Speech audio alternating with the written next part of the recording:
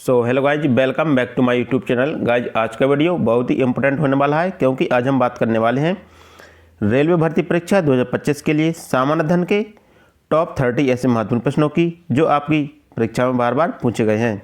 साथियों, ये सभी क्वेश्चन आपकी आगामी परीक्षा railway NTPC, railway group D, UP police या एसएससी के लिए अति महत्वपूर्ण होने वाले हैं। साथियों, यदि आप किसी भी गवर्नमेंट एग्जाम की तैयारी करते हैं तो ये वीडियो आपके लिए बहुत ही इंपॉर्टेंट होगा। तो चलिए वीडियो के अंत तक बने रहिए। चलिए हम स्टार्ट करते हैं। साथियों, हमारा पहला क्वेश्चन है कि भारतीय रेलवे बोर्ड की स्थापना कब की गई थी। इसे पूछा गया कि भारतीय रेलवे बोर्ड की स्थापना किस वर्ष की गई थी।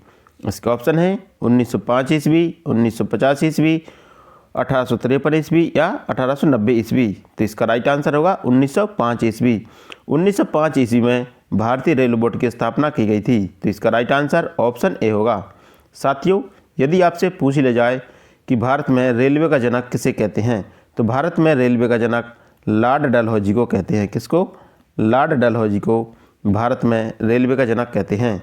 हमारा अगला क्वेश्चन है, भारत में पहली semi high speed train Vande Bharat express किन दो स्टेशनों के बीच पहली बार चली थी। इसे पूछा गया कि वंदे भारत एक्सप्रेस किन दो शहरों के बीच पहली बार चली थी।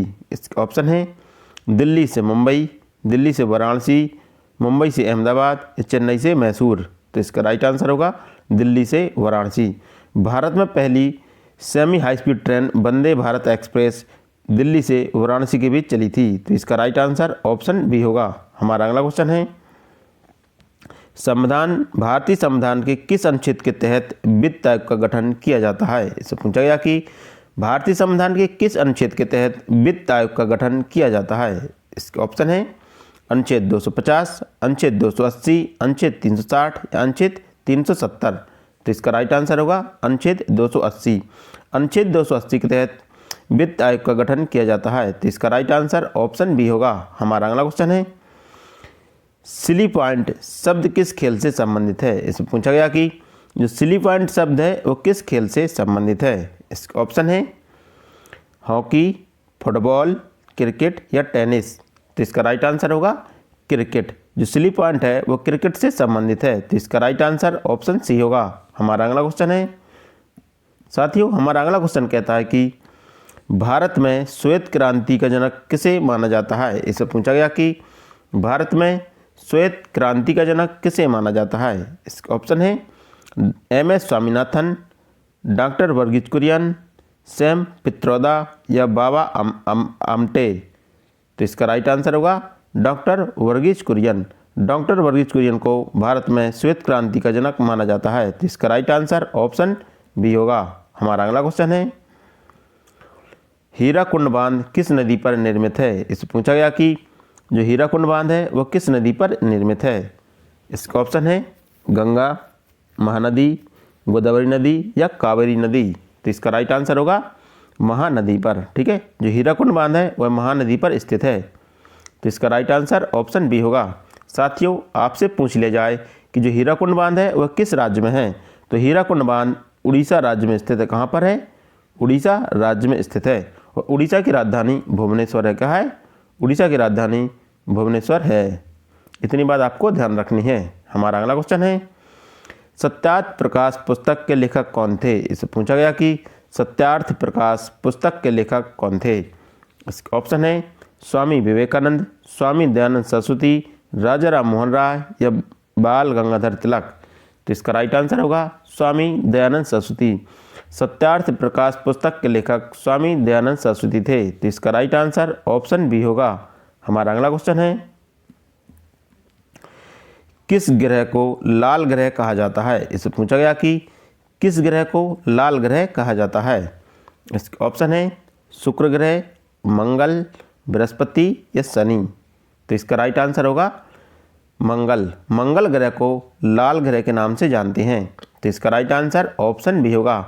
साथियों, मंगल के दो उपग्रह हैं। कौन से हैं? फोबोस और डेमोस। फोबोस और डेमोस। ठीक है, मंगल के दो उपग्रह हैं। साथियों, मंगल को लाल ग्रह उसमें उपस्थित आयरन ऑक्साइड के कारण कहते हैं। किसके कारण? Iron oxide. मंगल ग्रह में आयरन ऑक्साइड की अधिकता पाई जाती है, जिसके कारण उसको लाल ग्रह के नाम से भी जानते हैं। हमारा अगला क्वेश्चन है, विश्व स्वास्थ्य संगठन का मुख्यालय कहाँ स्थित है। इससे पूछा गया कि विश्व स्वास्थ्य संगठन WHO का मुख्यालय कहाँ पर स्थित है। इसका ऑप्शन है न्यूयॉर्क, पेरिस, जिनेवा या लंदन। तो इसका राइट आंसर होगा जिनेवा। विश्व स्वास्थ्य संगठन का मुख्यालय जिनेवा में स्थित है। तो इसका राइट आंसर ऑप्शन सी होगा। हमारा अगला क्वेश्चन है, वंदे मातरम गीत के रचयिता कौन है। इससे पूछा गया कि वंदे मातरम गीत किसके द्वारा लिखा गया था। इसका ऑप्शन है रविंद्रनाथ टैगोर, बंकिम चंद्र चटर्जी, सरोजनी नायडू या लाला लाजपत राय। तो इसका राइट आंसर होगा बंकिम चंद्र चटर्जी। वंदे मातरम गीत बंकिम चंद्र चटर्जी के द्वारा लिखा गया था। तो इसका राइट आंसर ऑप्शन बी होगा। हमारा अगला क्वेश्चन है, भारत का नेपोलियन के रूप में किसे जाना जाता है। इससे पूछा गया कि भारत के नेपोलियन के रूप में किसे जाना जाता है। इसका ऑप्शन है चंद्रगुप्त मौर्य, समुद्रगुप्त, कनिष्क या हर्षवर्धन। तो इसका राइट आंसर होगा समुद्रगुप्त। समुद्रगुप्त को भारत का नेपोलियन कहते हैं। तो इसका राइट आंसर ऑप्शन बी होगा। हमारा अगला क्वेश्चन है, बुकर पुरस्कार जीतने वाली पहली भारतीय महिला कौन थी। इससे पूछा गया कि बुकर पुरस्कार जीतने वाली पहली भारतीय महिला कौन थी। इसके ऑप्शन है अनीता देसाई, अमृता प्रीतम, अरुंधति राय या सरोजिनी नायडू। तो इसका राइट आंसर होगा अरुंधति राय। बुकर पुरस्कार जीतने वाली पहली भारतीय महिला अरुंधति राय थी। तो इसका राइट आंसर ऑप्शन सी होगा। हमारा अगला क्वेश्चन है, विश्व प्रसिद्ध सूर्य मंदिर किस राज्य में स्थित है। इससे पूछा गया कि जो सूर्य मंदिर है वह किस राज्य में स्थित है। इसका ऑप्शन है राजस्थान, आंध्र प्रदेश, उड़ीसा या तमिलनाडु। तो इसका राइट आंसर होगा उड़ीसा। विश्व प्रसिद्ध सूर्य मंदिर उड़ीसा में स्थित है। कहाँ पर है, उड़ीसा राज्य में स्थित है। तो इसका राइट आंसर ऑप्शन सी होगा। साथियों, सूर्य मंदिर को हम ब्लैक पैगोडा के नाम से जानते हैं। कैसे, ब्लैक पैगोडा के नाम से भी जानते हैं। इसी सूर्य मंदिर को ही हम कोणार्क कहते हैं। क्या, कोणार्क का सूर्य मंदिर कहते हैं। ठीक है, कोणार्क का सूर्य मंदिर भी कहते हैं। साथियों, ये सूर्य मंदिर उड़ीसा के पुरी में स्थित है। कहाँ पर है, उड़ीसा के पुरी में स्थित है। इतनी बात आपको सूर्य मंदिर के बारे में ध्यान रखनी है। हमारा अगला क्वेश्चन है, आटाकामा मरुस्थल किस महाद्वीप में स्थित है। इससे पूछा गया कि जो आटाकामा मरुस्थल है वो किस महाद्वीप में स्थित है। इसका ऑप्शन है एशिया महाद्वीप, दक्षिण अमेरिका महाद्वीप, अफ्रीका महाद्वीप या उत्तरी अमेरिका महाद्वीप। तो इसका राइट आंसर होगा दक्षिण अमेरिका महाद्वीप।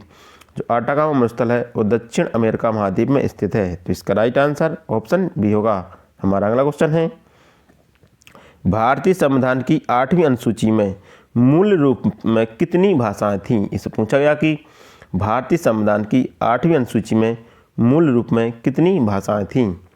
इसका ऑप्शन है 14, 15, 18 या 22। तो इसका राइट आंसर होगा 14। भारतीय संविधान का जब निर्माण हुआ था तो उस समय भारतीय संविधान की 8वीं अनुसूची में कुल 14 भाषाएं जोड़ी गई थी। कितनी, 14 भाषाएं जोड़ी गई थी। यदि हम बात करें वर्तमान की, तो वर्तमान में भारतीय संविधान की 8वीं अनुसूची में कुल 22 भाषाएं, इस 22 भाषाओं का उल्लेख किया गया। ठीक है, 22 भाषाएं हैं। ठीक है, पहले 14 थीं और अब इस समय वर्तमान में 22 भाषाएं हैं। हमारा अगला क्वेश्चन है, भारतीय पशु कल्याण बोर्ड का मुख्यालय कहाँ स्थित है। इससे पूछा गया कि भारतीय पशु कल्याण बोर्ड का मुख्यालय कहाँ पर स्थित है। इसका ऑप्शन है चेन्नई, फरीदाबाद, बल्लभगढ़ हरियाणा या नई दिल्ली। तो इसका राइट आंसर होगा बल्लभगढ़ हरियाणा। भारतीय पशु कल्याण बोर्ड का मुख्यालय बल्लभगढ़ हरियाणा में स्थित है। तो इसका राइट आंसर ऑप्शन सी होगा। हमारा अगला क्वेश्चन है, सीमांत गांधी के नाम से किसे जाना जाता है। इससे पूछा गया कि सीमांत गांधी के नाम से किसे जाना जाता है। इसके ऑप्शन है महात्मा गांधी, खान अब्दुल गफ्फार खां, मौलाना अबुल कलाम आज़ाद या गोपाल कृष्ण गोखले। तो इसका राइट आंसर होगा खान अब्दुल गफ्फार खां। खान अब्दुल गफ्फार खां को हम सीमांत गांधी या फ्रंटर गांधी के नाम से भी जानते हैं। तो इसका राइट आंसर ऑप्शन बी होगा। हमारा अगला क्वेश्चन है, मानव शरीर में मास्टर ग्रंथि किसे कहा जाता है। इससे पूछा गया कि मास्टर ग्रंथि के नाम से किस ग्रंथि को जानते हैं। इसके ऑप्शन है अग्न्याशय, पीयूष ग्रंथि, थायराइड ग्रंथि या एंड्रिनल ग्रंथि। तो इसका राइट आंसर होगा पीयूष ग्रंथि। पीयूष ग्रंथि को हम मास्टर ग्रंथि कहते हैं। तो इसका राइट आंसर ऑप्शन बी होगा। हमारा अगला क्वेश्चन है पेलेग्रा रोग किस विटामिन या पोषक तत्व की कमी से होता है। इससे पूछा गया कि जो पेलेग्रा है वो किस विटामिन या पोषक तत्व की कमी से होता है। इसके ऑप्शन है नियासिन, थायमीन, राइबोफ्लाविन या विटामिन सी। तो इसका राइट आंसर होगा नियासिन। ठीक है, जो पेलेग्रा है वो नियासिन की कमी से होता है, नियासिन या विटामिन B3। ठीक है, क्योंकि नियासिन विटामिन B3 का रासायनिक नाम है।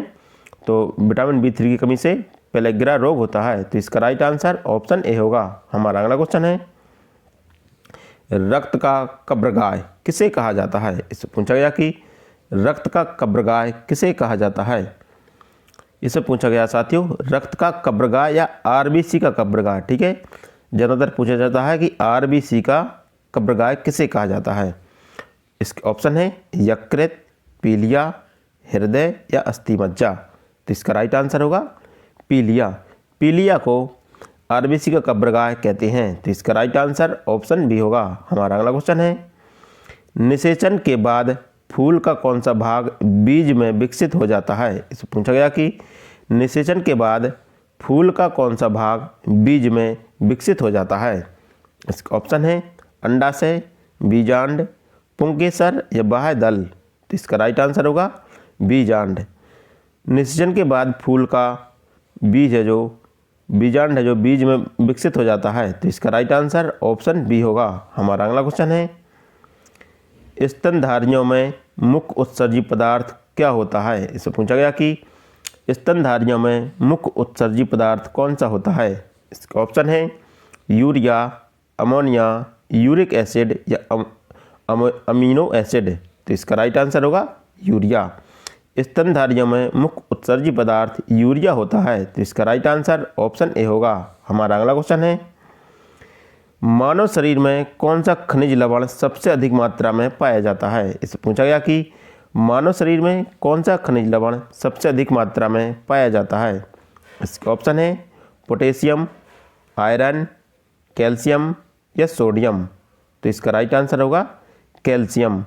मानव शरीर में सबसे अधिक मात्रा में कैल्शियम पाया जाता है। तो इसका राइट आंसर ऑप्शन सी होगा।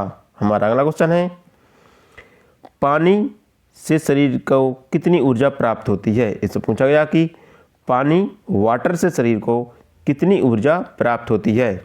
इसका ऑप्शन है 100 कैलोरी, 50 कैलोरी, 0 या 10 कैलोरी। तो इसका राइट आंसर होगा 0, मतलब पानी से शरीर में कोई भी ऊर्जा प्राप्त नहीं होती है। तो इसका राइट आंसर ऑप्शन सी होगा। हमारा अगला क्वेश्चन है लड़का पैदा होने के लिए कौन सा गुणसूत्र उत्तरदायी होता है। इससे पूछा गया कि जब लड़का पैदा होता है तो उसके लिए कौन सा गुणसूत्र उत्तरदायी होता है। इसका ऑप्शन है XX, XY या YY। तो इसका राइट आंसर होगा X और Y। लड़का पैदा होने के लिए X और Y दोनों गुणसूत्र उत्तरदायी होते हैं। तो इसका राइट आंसर ऑप्शन भी होगा। हमारा क्वेश्चन है भारत का मानक समय ग्रीनविच मध्य समय से कितने आगे है। इससे पूछा गया कि जो भारत का मानक समय है वो ग्रीनविच मीन टाइम से कितना अधिक आगे है। इसका ऑप्शन है 4 घंटे 30 मिनट, 5 घंटे 15 मिनट, 5 घंटे 30 मिनट या 6 घंटे। तो इसका राइट आंसर होगा 5 घंटे 30 मिनट। जो भारत का मानक समय है वो ग्रीनविच मीन टाइम से 5 घंटे 30 मिनट आगे है। तो इसका राइट आंसर ऑप्शन सी होगा। हमारा अगला क्वेश्चन है भारत के किस राज्य में सबसे पहले सूर्योदय होता है। इससे पूछा गया कि भारत के किस राज्य में सबसे पहले सूर्योदय होता है। इसका ऑप्शन है सिक्किम, अरुणाचल प्रदेश, असम या मेघालय। तो इसका राइट आंसर होगा अरुणाचल प्रदेश। अरुणाचल प्रदेश में सबसे पहले सूर्योदय होता है। तो इसका राइट आंसर ऑप्शन बी होगा। हमारा अगला क्वेश्चन है मैकमोहन रेखा किन दो देशों के बीच की सीमा रेखा निर्धारित करती है। इससे पूछा गया कि जो मैकमोहन रेखा है वो किन दो देशों के बीच सीमा रेखा का निर्धारण करती है। इसका ऑप्शन है भारत और पाकिस्तान, भारत और चीन, जर्मन और फ्रांस, रूस और फिनलैंड। तो इसका राइट आंसर होगा भारत और चीन। भारत और चीन के बीच मैकमोहन रेखा जो सीमा का निर्धारण करती है, तो इसका राइट आंसर ऑप्शन बी होगा। साथियों, यदि आपको वीडियो पसंद आए तो लाइक ज़रूर करें।